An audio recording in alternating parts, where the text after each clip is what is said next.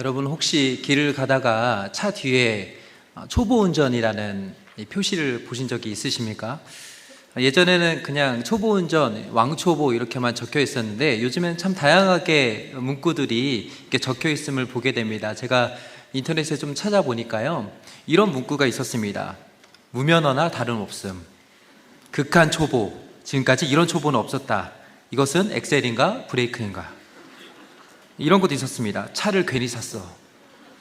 빵빵 대지 마라. 브레이크 확 밟아버린다. 또 이런 것도 있었습니다. 초보 운전 당황하면 후진함, 후진 전적 2회. 마지막이 저는 제일 웃겼는데요. 직진만 3시간째. 이렇게 했어요.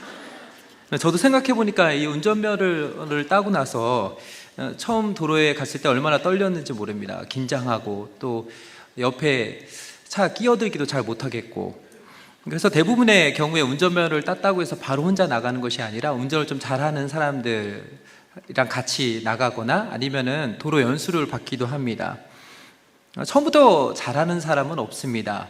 하나씩 배우고 또 옆에서 운전을 잘하는 사람이 도와주면 안정감을 느끼고 그러면서 점점 이제 운전이 익숙해지게 됩니다.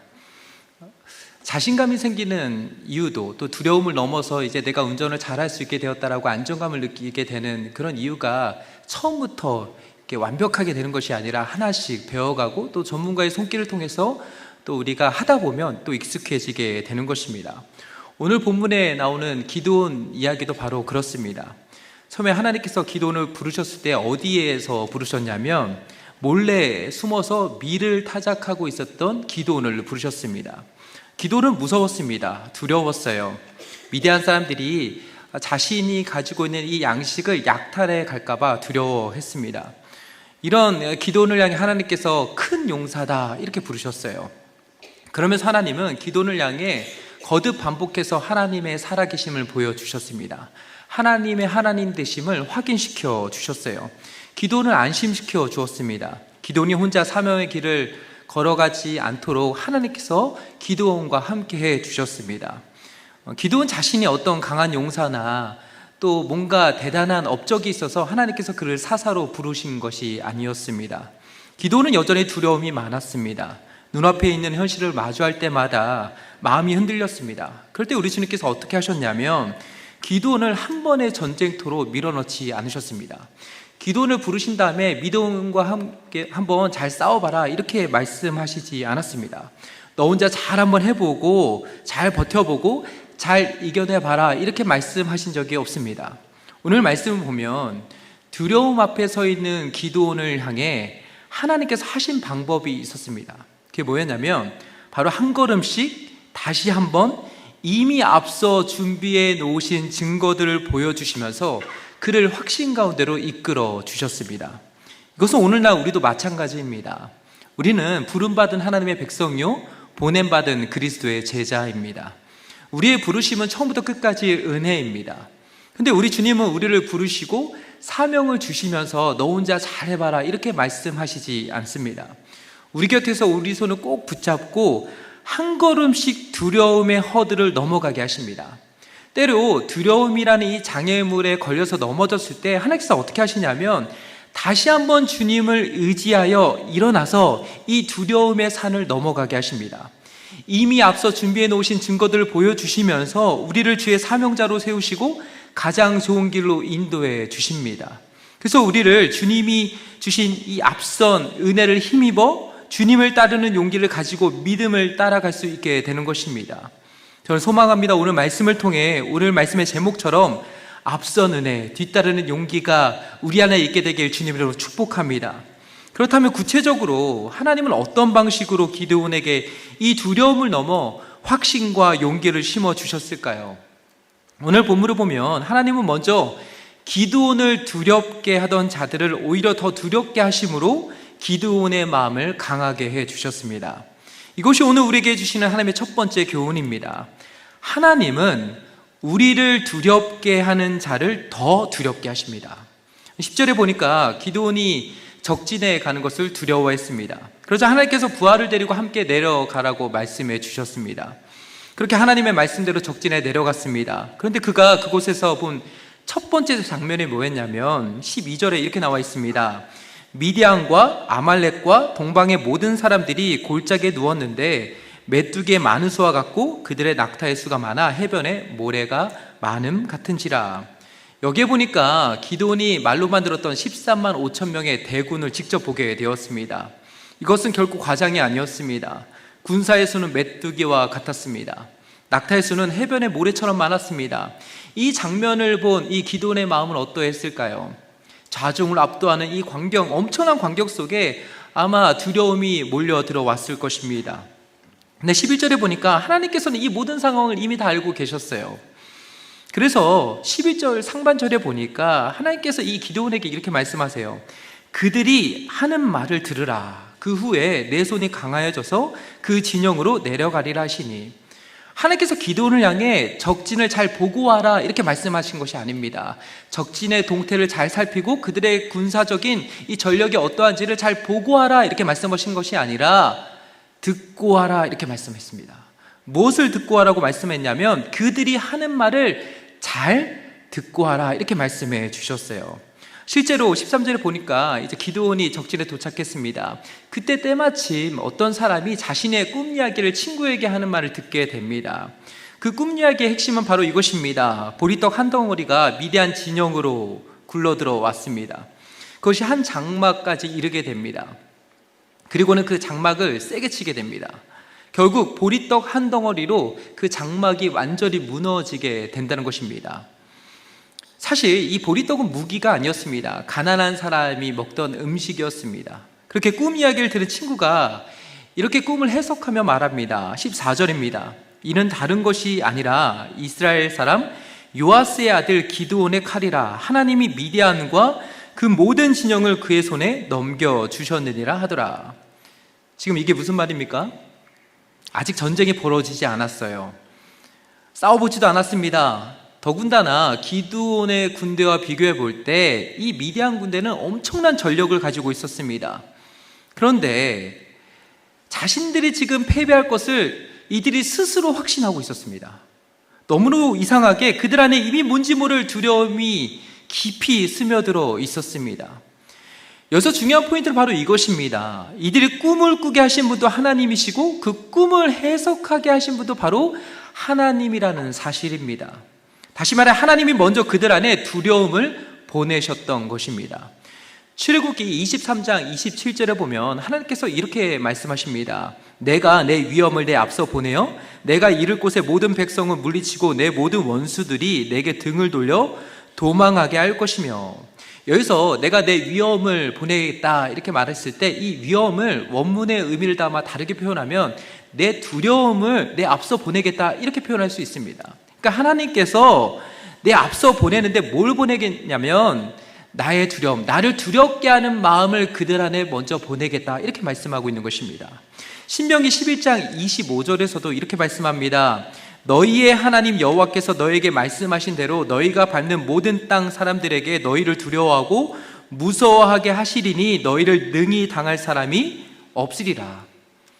여기서도 보니까 하나님께서 너에게 말씀하신 대로 너희가 받는 모든 땅에서 그 사람들이 너희를 두려워하게 할 것이다 이렇게 말씀하고 있어요. 그러니까 하나님께서 그 땅 사람들이 너희를 먼저 두렵게 할 것이기 때문에 너희는 무서워하지 않아도 된다, 지금 이렇게 말씀하고 있는 것입니다.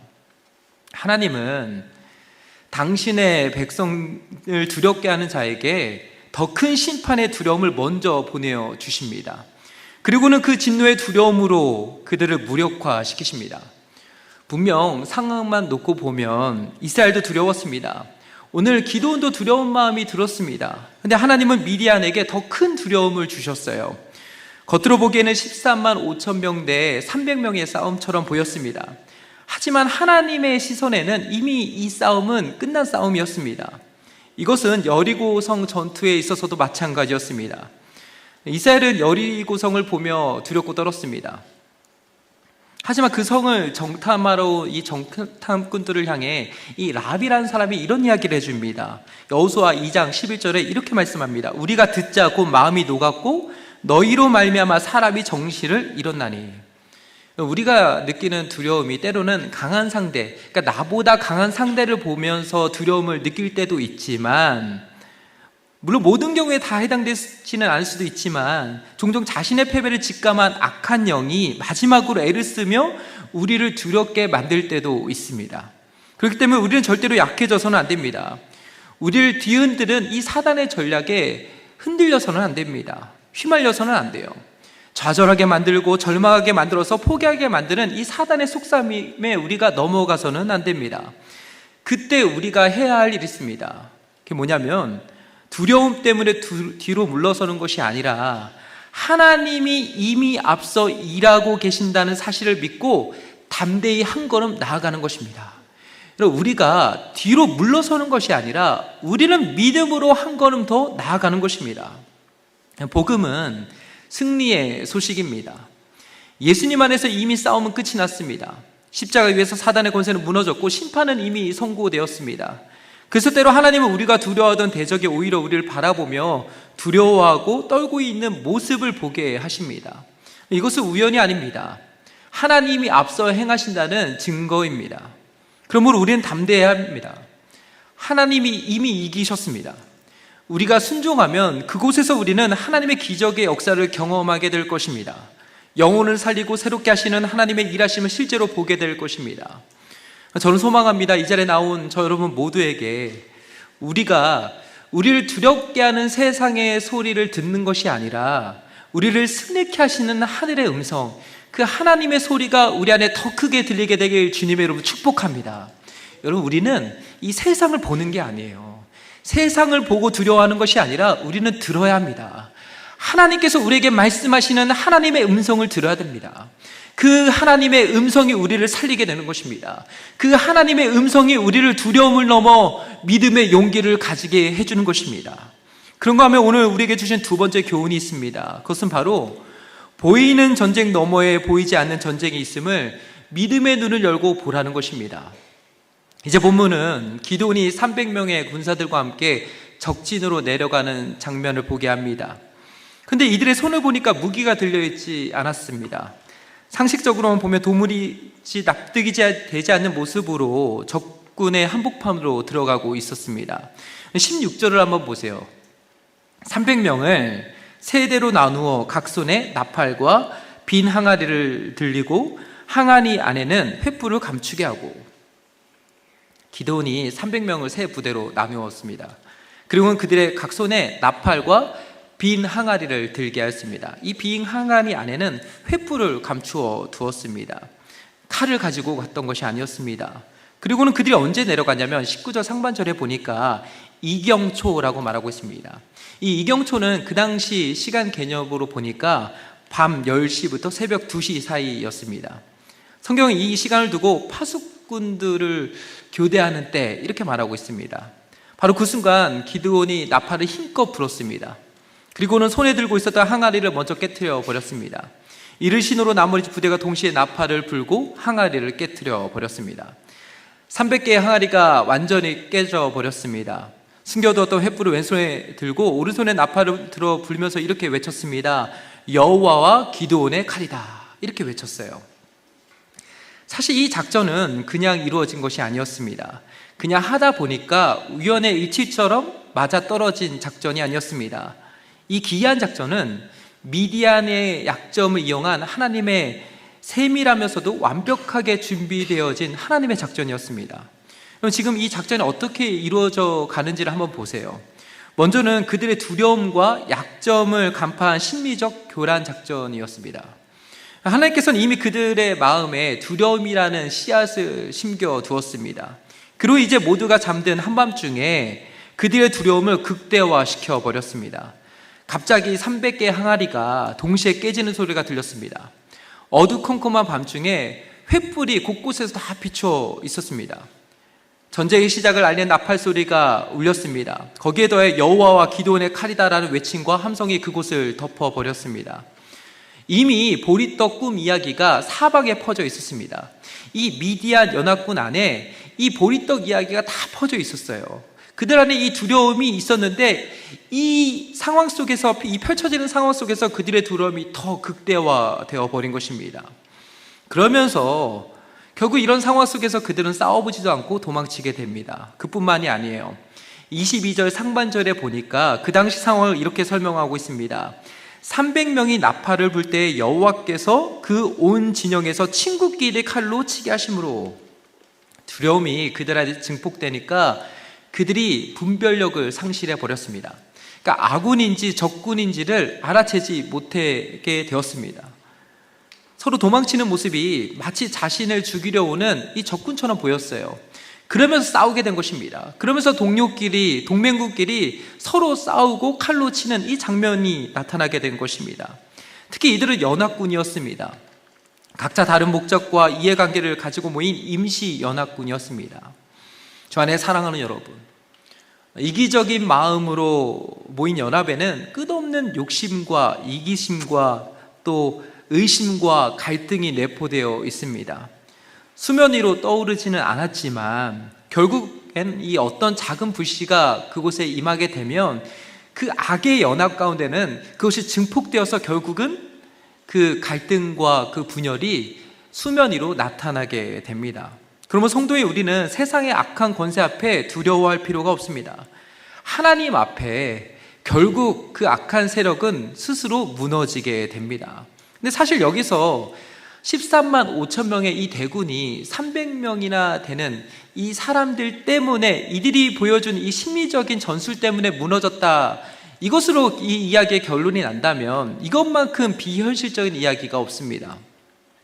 인간의 계산으로는 도무지 말이 되지 않는 상황입니다. 이것에 대한 해답이 오늘 본문 22절 말씀에 나와 있습니다. 22절 상반절을 다시 한번 보세요.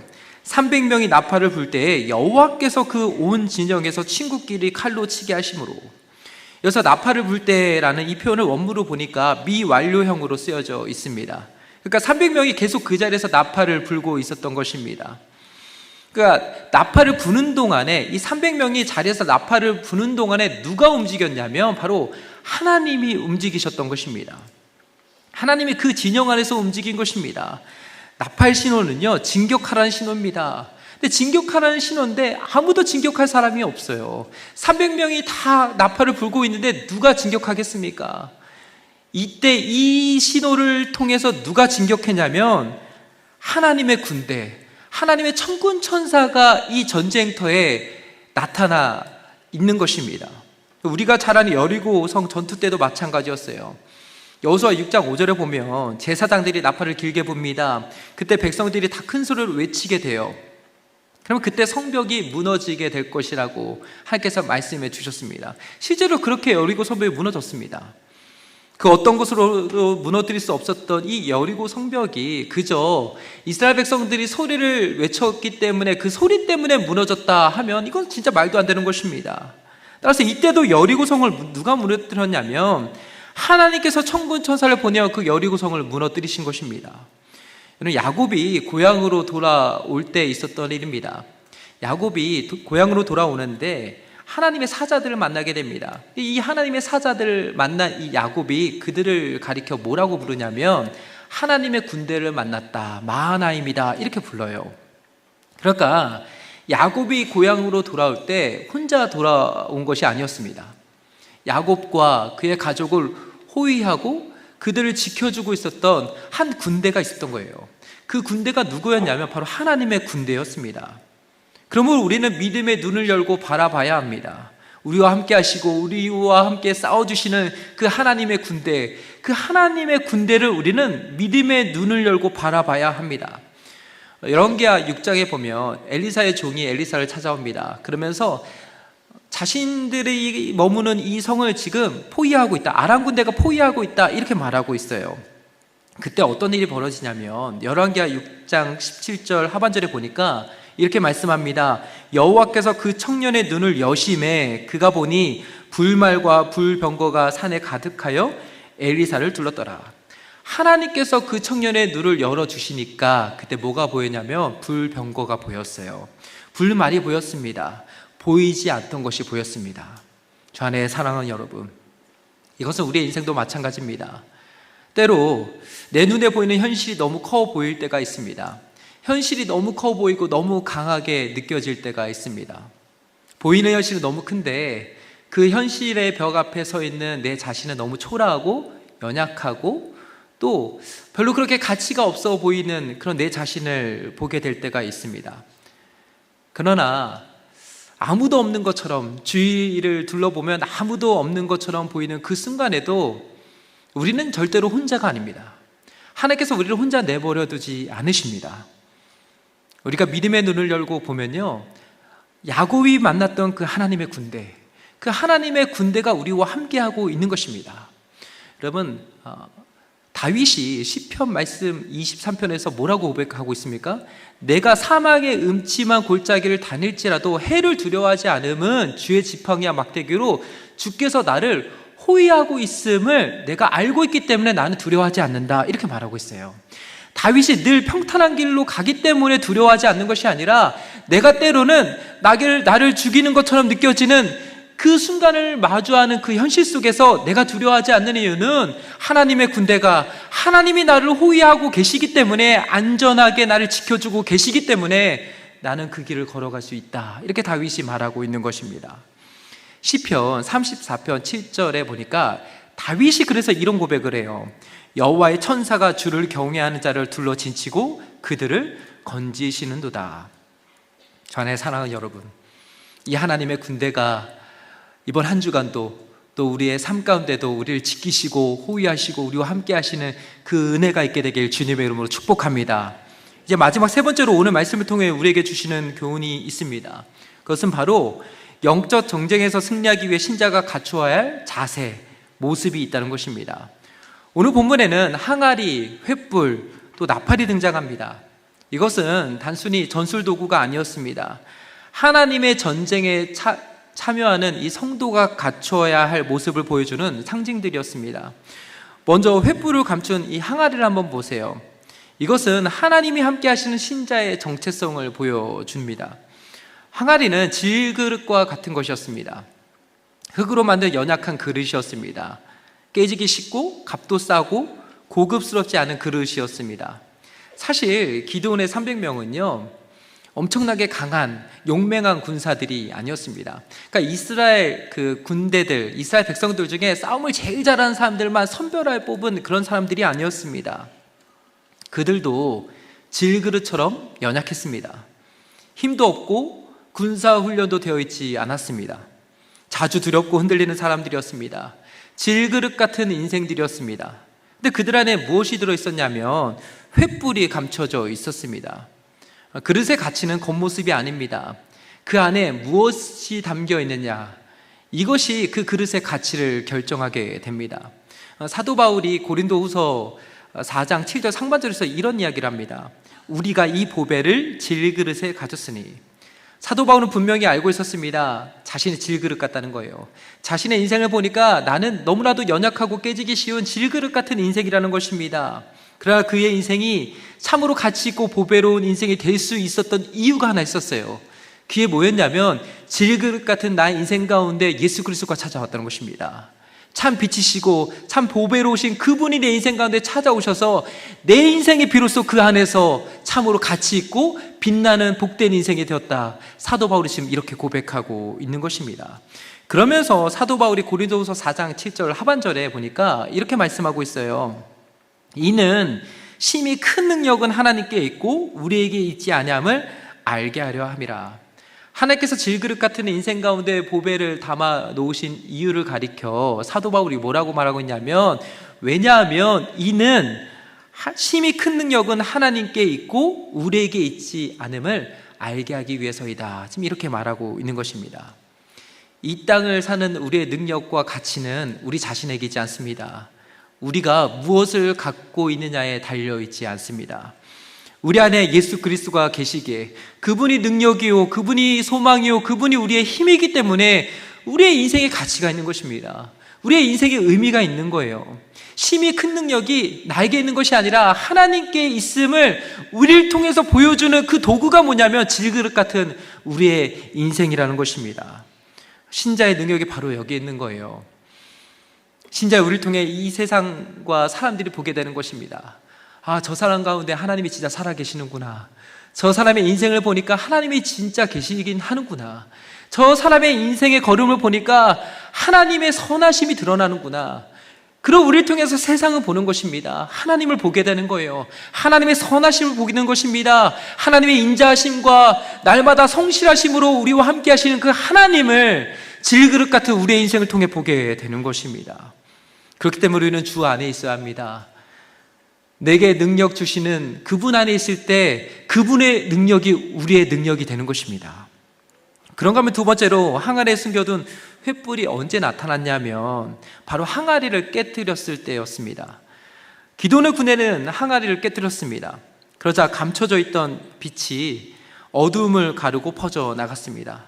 바로 그 순간 미디안의 진영이 무너지게 되었습니다. 이것은 우리의 신앙과 삶에 있어서도 마찬가지입니다. 우리도 깨져야 합니다. 우리의 이기심과 또 우리 안에 있는 자아가 깨져야 돼요. 비교의식과 교만과 또 열등감과 편견과 고집이 다 깨져야 합니다. 그럴 때 우리 안에 계신 예수 그리스도의 빛이 우리를 통해서 나타나게 되는 것입니다. 이노 목사님께서 최근에 이 40대 담임 목사님들과 함께 모임을 가진 적이 있으셨습니다. 목사님께서 이렇게 그분들과 모임을 하시던 중에 한 목사님이 이런 이야기를 하셨습니다. 목사님, 질그릇은 열등감이 없습니다.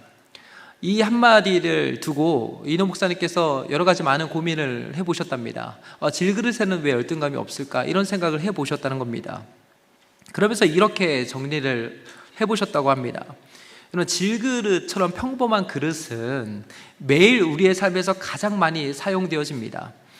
겉으로는 화려하지 않아도 주인에게 가장 많이 쓰임받는 그릇이 뭐냐면 평범한 그릇이에요. 주인에게 가장 필요한 그릇이 또 뭐냐면 금그릇이 아닙니다. 평범한 그릇이에요. 그걸 가지고 많이 사용하는 것입니다. 여러분, 주인의 일상을 채우는 그릇이 뭐냐면 바로 질그릇이에요. 평범한 그릇입니다. 주인이 가장 편하고 또 가장 자주 찾는 그릇이기 때문에 이 질그릇은 열등의식이 없다는 것입니다. 비교의식을 가질 수가 없다는 거예요. 왜냐하면 주인이 가장 편하게 느끼니까. 주인이 가장 자주 찾는 그릇이기 때문에 이 질그릇은 그냥 쓰임받는 것이 기쁘다는 거예요.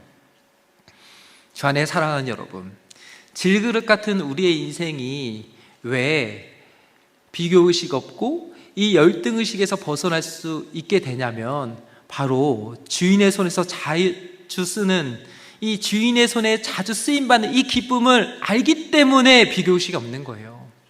하나님이 나 같은 자를 사용하시는구나, 하나님이 나 같은 인생도 쓰시는구나, 이런 생각, 이 기쁨과 이 영광과 이 은혜를 경험한 사람들은 알 사람이 없도다, 이렇게 고백할 수 있는 거예요. 주님께서 나를 사용하시는 그 기쁨을 알 사람이 없도다, 이렇게 고백하며 나아갈 수 있게 되는 것입니다. 주 안에 사랑하는 여러분, 그래서 중요한 핵심은 내가 질그릇이냐, 금그릇이냐, 은그릇이냐, 내가 10달란트를 받았느냐, 5달란트를 받았느냐, 1달란트를 받았느냐, 여기에 달려있지 않아요. 저 여러분은 우리 주님께서 마음껏 쓰시는, 편하게 찾으시는 그런 질그릇이십니까? 아니면 하나님이 쓰시기에 너무나도 부담스럽고 하나님이 쓰시기에는 내 안에 자아가 너무나도 많아서, 가시 같은 내 안에 자아가 너무나도 많아서 주님이 쓰시기에는 너무나도 힘든 그런 그릇, 그런 인생이십니까? 내가 주님께 어떻게 쓰임받고 있느냐, 이게 정말 중요한 것입니다. 사도 바울을 한번 보세요. 사도 바울은 당대에 가장 화려한 스펙을 가지고 있었습니다.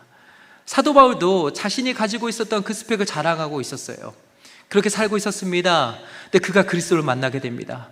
예수 그리스도를 만나게 돼요. 그러면서 그가 뭐라고 말하냐면, 그리스도를 아는 지식이 가장 고상하고 가장 가치 있고 내 인생에 가장 의미가 있기 때문에 다른 모든 것들은 내가 배설물처럼 여긴다, 이렇게 고백하고 있는 것입니다. 사실 사도 바울은 예수님을 만난 이후에 평생 세상의 성공 방식대로 살지 않았어요. 그는 복음을 위해 자신을 깨트리는 삶을 살았습니다. 그가 가는 곳마다 고난도 있었어요. 상처도 있었습니다. 아픔도 있었어요. 자신을 환대하는 사람들도 있었지만 자신을 반대하는 사람들도 있었습니다. 억울한 일도 당하기도 했어요. 매도 맞기도 했습니다. 자신을 감옥에 가두려는 사람들도 만나게 되었습니다. 그러나 그의 깨어짐을 통해 수많은 사람들의 인생이 바뀌게 되었어요.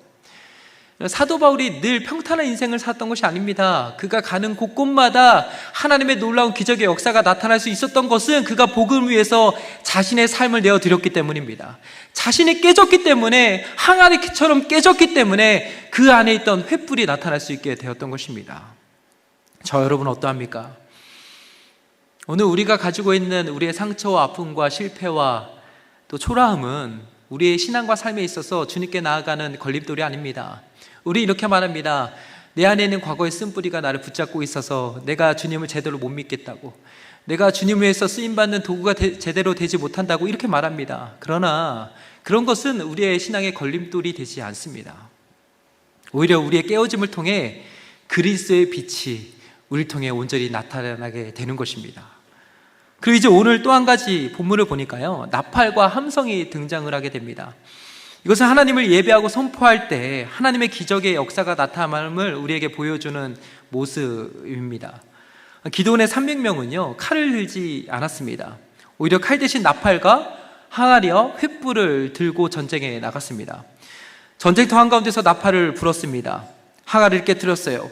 횃불을 높이 들고 함성을 외쳤습니다. 사실 이것은 말도 안 되는 모습이었습니다. 상식적으로 이해가 되지 않는 모습이에요. 우리가 영화를 보면 소수의 무리가 이렇게 강한 군대를 칠 때는요, 조용히 급습을 하게 됩니다. 소음기를 달고 조용조용 그 일처리를 하게 됩니다. 그런데 이렇게 해도 이길까 말까 이 전쟁에서 이들이 어떤 전략을 내세웁니까? 자기 위치를 노출시켜요. 큰 소리를 냅니다. 나 여기 있으니까 너희들이 나 잡아가라. 지금 이렇게 하고 있는 것입니다. 무기도 없어요. 무기도 버린 채 횃불만 들고 또 나팔만 불고 지금 그렇게 지금 함성만 외치고 있습니다. 그런데 그들이 그렇게 했던 이유가 있었어요. 그게 뭐냐면 바로 그들 안에 믿음이 있었기 때문입니다. 그들이 가지고 있었던 무기가 뭐였냐면 바로 하나님을 향한 온전한 믿음이었습니다. 그들은 믿고 있었어요. 무엇을 믿고 있었냐면 이 전쟁이 우리의 싸움이 아니라 하나님이 친히 싸우시는 전쟁임을 그들은 믿고 있었습니다. 그래서 그들은 믿음으로 담대히 하나님을 찬양하며 그분의 이름을 온 세상에 선포했던 것입니다. 이런 맥락에서 볼 때 나팔을 불며 외치는 함성은 그들의 믿음의 결단이었고 그들이 가지고 있었던 믿음의 용기였습니다. 오늘날 우리에게 필요한 모습이 바로 이 믿음의 용기입니다. 우리는 두려움을 이겨내야 합니다. 우리의 적들은 우리를 더 두려워합니다. 우리 안에 하나님이 살아계시기 때문에 하나님의 살아계심을 본 그들이 우리를 더 두려워합니다. 두려워하기 때문에 우리를 더 힘들게 하는 거예요. 영적 싸움에서 우리가 이길 수 있는 방법은 믿음으로 기도하는 것입니다. 믿음의 용기를 가지고 하나님 앞에 엎드려 기도하며 나아가는 것입니다. 하나님을 의지하는 거예요. 믿음의 나팔을 불고 하나님을 찬양하는 것입니다. 하나님의 이름을 선포하는 거예요. 하나님께서 우리를 위해 싸워주신다라고 믿음으로 선포하며 나아가는 것입니다. 내일부터 우리 교회에서 중부 기도학교가 열립니다. 우리 교회가 지난 22년 동안 우리 교회가 여기까지 올 수 있었던 이유 중에 하나가 뭐냐면 바로 이 기도의 행렬이 멈추지 않았다는 것입니다. 제가 우리 교회에 부임하고 이 기도 사역을 감당했습니다. 제가 기도 사역을 감당하면서 느꼈던 것이 하나가 있었어요. 제가 다른 여러 교회들도 부목사로 섬겼지만 우리 교회에서 특별히 우리 교회가 자랑할 만한 것이 뭐가 있을까 이렇게 봤는데요, 이 기도의 능력이었습니다. 이 중보 기도의 능력이었습니다. 이 중보 기도가 22년 동안 단 한 번도 멈추지 않고 계속해서 이어져 왔다는 것, 이것이 이 교회를 지탱하게 했고 이 교회의 능력이 되었습니다. 저 안에 사랑하는 여러분, 중보기도학교 모집이 오늘 마감입니다. 저는 제가 이 사역을 할 때마다 이 중보기도학교 모집이 될 때마다 하나님께서 이렇게 우리 중보기도학교 또다시 중보기도자들을 이렇게 보내시는구나, 이들을 통해서 하나님께서 싸우시는구나, 우리 교회가 이들을 통해서 하나님의 부흥을 경험케 하시는구나, 제가 이렇게 고백하며 중보기도 사역을 섬겨왔었습니다. 특별히 이번 중보기도학교 때는요, 지난 더 목회자 세미나 때 40대 50대 목회자 30분을 모시고 이 목회자 세미나를 했었습니다. 그때 목사님들이 이 중보기도학교에 참석하고 싶은 그런 마음이 드셨어요. 그래서 이번에 많이 오십니다. 저는 우리 성도님들이 이번 중보기도학교에 많이 오셔서요, 또 함께 또 한국교회를 섬기는 이 귀한 자리에, 그래서 이 중보기도의 능력이 또 한국교회의 횃불이 되어서 한국교회를 환하게 밝히는 주의 통로가 되길 주님의 이름으로 축복합니다. 이제 말씀을 맺겠습니다.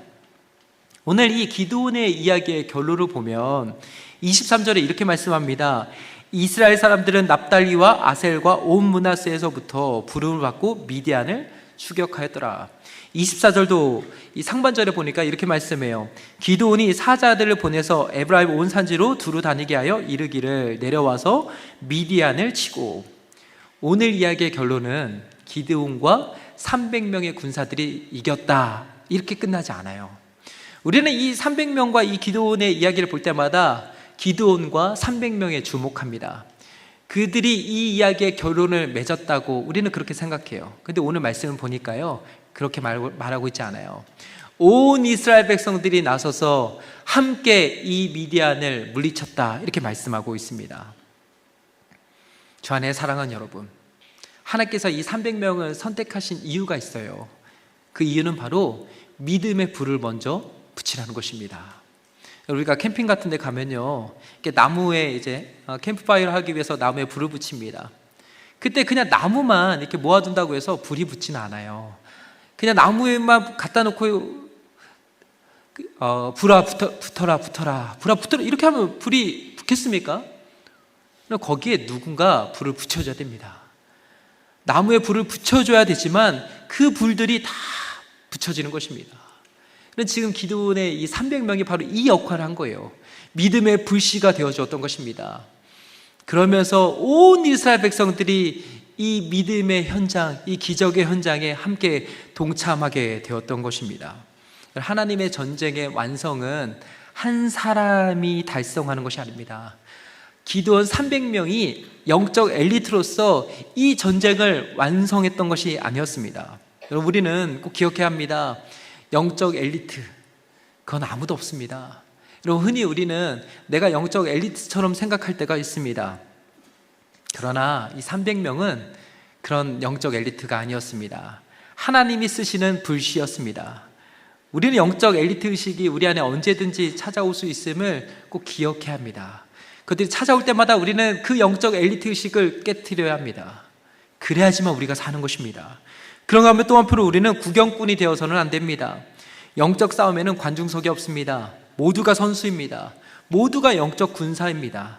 소수의 열심만으로는 세상을 이길 수가 없습니다. 교회는 함께 설 때 가장 강력합니다. 이 시대가 요구하는 것은요, 함께 일어서는 교회입니다. 다음 세대를 세우는 것도, 잃어버린 영혼을 품고 무너진 가정을 회복하는 것도 한 사람이 할 수 있는 것이 아닙니다. 카리스마적인 어떤 한 지도자가 나타나서 이것들을 감당해낼 수 있는 것이 아닙니다.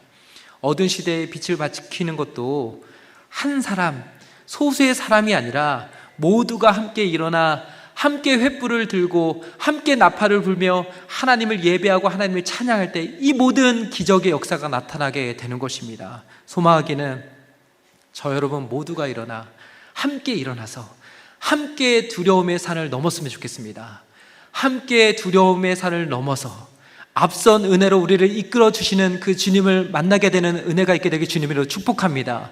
그래서 우리가 함께 일어나서 두려움의 산을 넘어서 함께 승리하는 그 은혜가 여러분 모두에게 있게 되길 주님의 이름으로 축복합니다. 우리 같이 한번 좀 찬양했으면 좋겠는데요. 우리 같이 좀 일어나서 좀 찬양할까요? 같이 일어나서 찬양하는데요, 우리 아무것도 두려워하지 말라. 오늘 우리에게 주시는 그 하나님의 말씀을 붙들고 아무것도 두려워하지 말라, 주 나의 하나님이 지켜주시네, 이 고백으로 함께 나아가도록 하겠습니다.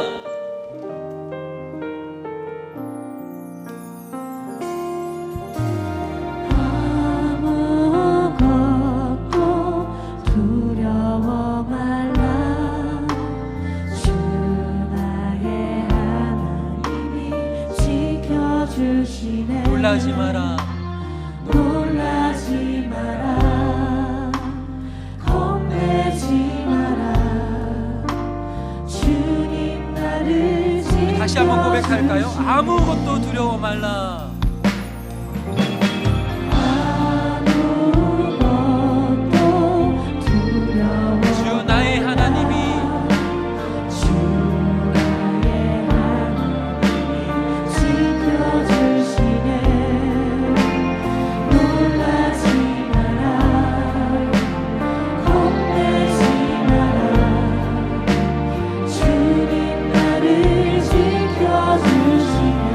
내 맘이 힘에 겨워 지칠지라도 내 맘이 힘에 겨워 지칠지라도 주님 나를 지켜주시네. 세상의 험한 풍파 몰아칠 때도 주님 나를 지켜주시네. 네, 그래서 이렇게 믿음으로 선포할까요? 주님은 나의 산성, 주님은 나의 요새, 주님은 나의 소망, 나의 내 맘이 힘에 겨워 지칠지라도 내 맘이 힘에 겨워 지칠지라도 맘이 힘에 겨워 지칠지라도 우리가 붙드는 거 나를 지켜주시네. 세상의 험한 풍파 몰아칠 때도 세상의 험한 풍파 몰아칠 때도 주님 나를 지켜주시네. 우리 믿음으로 선포하겠습니다. 우리 두 손 들고 찬양하겠습니다. 주님은 나의 산성, 주님은 나의 요새, 주님은 나의 소망, 나의 마지막으로 주님은 나의 산성, 주님은 나의 산성이십니다. 주님은 나의 산성, 주님은 나의 요새, 주님은 나의 소망, 나의 힘이 되시며. 우리 기도 제목을 같이 함께 읽을 텐데요. 큰 목소리로 같이 한번 우리 기도원 이 300용사가 했던 것처럼 큰 목소리로 선포하며 이 기도 제목 외치도록 하겠습니다. 시작. 우리보다 앞서 행하시며 이미 대적을 심판하신 하나님을 믿고 두려움에 맞서 순종하게 하소서. 아멘. 눈앞의 현실을 넘어 하늘의 군대로 우리를 호위하시는 만군의 여호와 하나님을 바라보며 믿음으로 영적 전쟁에서 승리하게 하소서. 나를 깨트려 내 안에 예수님이 드러나게 하시고 믿음의 용기로 기도하며 선포하여 우리 모두 완전한 승리를 얻게 하소서. 아멘. 우리 다 함께 합심하여 기도하겠습니다.